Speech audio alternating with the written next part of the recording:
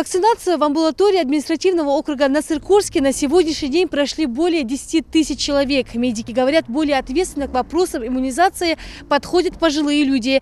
Еще чуть-чуть, и новый штамм омикрон уже полностью вытеснит дельту. Врачи говорят, в условиях, когда стремительно растет количество заболевших в целом по стране и в регионах, просто необходима вакцинация. Каждый, кто решил сделать прививку, не только спасает себе жизнь, но и в первую очередь создает иммунную прослойку и помогает переломить сложную эпидситуацию. Такого мнения придерживается и Башир Ивлоев. К своему здоровью мужчина относится ответственно.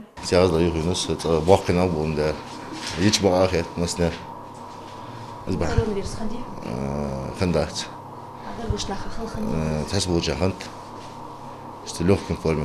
Насыркорской амбулатории в наличии все отечественные вакцины. Ампулы хранятся строго с соблюдением температурного режима. Среди населения много тех, кто приходит на вакцинацию повторно. Все вакцинации проходят очень хорошо. На моей памяти здесь за все это время никто не жаловался, что тяжело перенес. Бывает несколько дней, небольшая температура, небольшая боль в области. Это исключение вообще-то больше. А так очень хорошо переносится. Проблем нету с вакцинацией. После вакцинации формируется многоуровневая система защиты организма, начинают работать антитела и клетки памяти.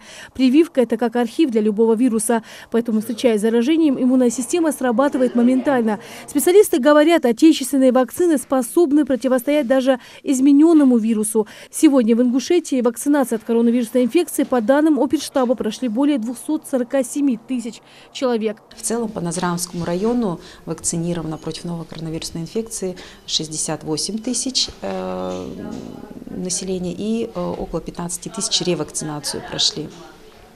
Используем мы для вакцинации 4 типа вакцины, которые у нас зарегистрированы на территории Российской Федерации. Это Гамковидвак, Эпивак, Ковивак. И уже только для ревакцинации мы используем Спутник Лайт.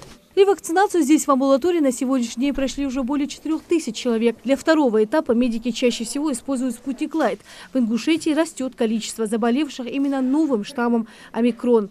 За последние 2 месяца уже зарегистрированы случаи заражения жителей омикроном, именно этим штаммом новой коронавирусной инфекции.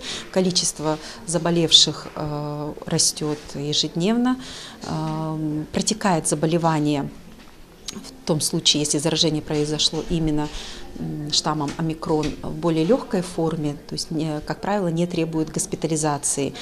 И, как вы отметили, да, нагрузка идет на амбулаторное звено, потому что пациенты находятся именно на амбулаторном лечении.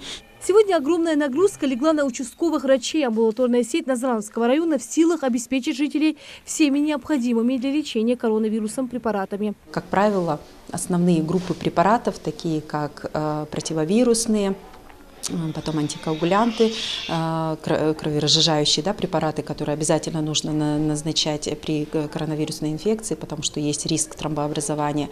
Иммуностимуляторы, они у нас есть в наличии. Выдает непосредственно врач ковидной бригады или тот врач, который на приеме посмотрел пациента. У нас в Барсуках развернут ковидный центр и идет непосредственно прием. Помимо этого, к пациентам выезжают на дом. Желательно, подчеркиваю, чтобы пациенты оформляли вызов на дом, и врач выезжал. Для чего это нужно? Для того, чтобы уменьшить количество возможных контактов зараженного человека и уменьшить риск распространения, собственно, инфекции. Пройти вакцинацию может любой желающий. В Ингушетии развернуты 22 прививочных пункта. Кабинеты работают в каждой сельской амбулатории и районных больницах. Лина Цычуева, Новости 24.